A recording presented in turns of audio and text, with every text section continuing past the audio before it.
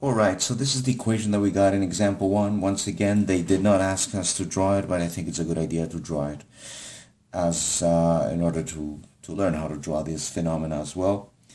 And besides, I might ask you as well to draw it at some point. Sinusoidal behavior.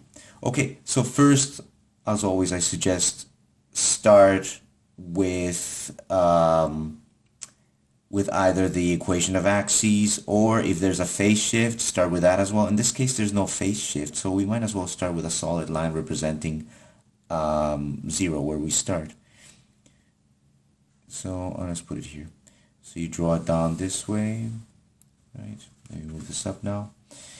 And then halfway in between, I'm going to draw the equation of axes, which in this case happens to be 30. So let's go this way like that. A dotted line, because it's our equation of axes. This is going to be y equals 30. That's our equation. That will be 30 Celsius. And the maximum and the minimum points. So our maximum point on the previous question was 120 Celsius, and our minimum point was negative 60 Celsius.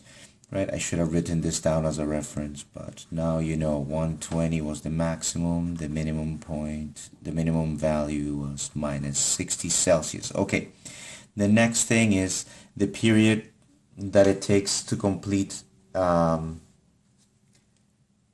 one cycle. The period of this function is 24 hours. We figured that out on our previous example. So we could say that if this is time 0, t at 0, right? This is t at 0, so t equals 0. I don't know if you can see that on your screen. T equals 0. Then it's 24 hours. Now we're going to model it based on the sine x, y equals sine x function, the parent function. So you start 0, you go up, you go down, and you end up somewhere over here. And over here, this will be 24 hours, so t equals 24 hours. All right, and then divide this in 4 parts, okay? So halfway between these two, we know it will be 12 hours. And halfway between these two, and then halfway between these. Right, so of course, halfway between these will be 12 hours. And halfway between these, it will be 6 hours. Okay, and between these will be 18. Okay, I don't need to write the units anymore all the time, but we know it's going to be hours. Okay, let's put hours here as well. Just on that one. Okay, and then we start here. Okay, why do we start there? Once again, look at our previous notes. Because our base function is sine x, our sine function, that's our base function. And that one starts at 0 and then it goes up. So we also start at this point, at the equation of axes, and then we go up. So you plot the points like this, you go up, then you go there, then you go there, and then you land there. And now join these with a smooth curve.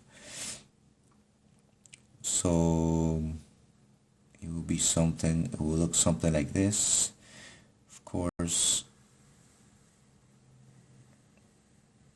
I'm rushing a little bit because I don't want to make these videos too long. But it should look like that. Maybe you can fix this. It can look a little more curvy, but that's essentially it. Actually, I'm not too happy about this. Let's see if we can fix it again.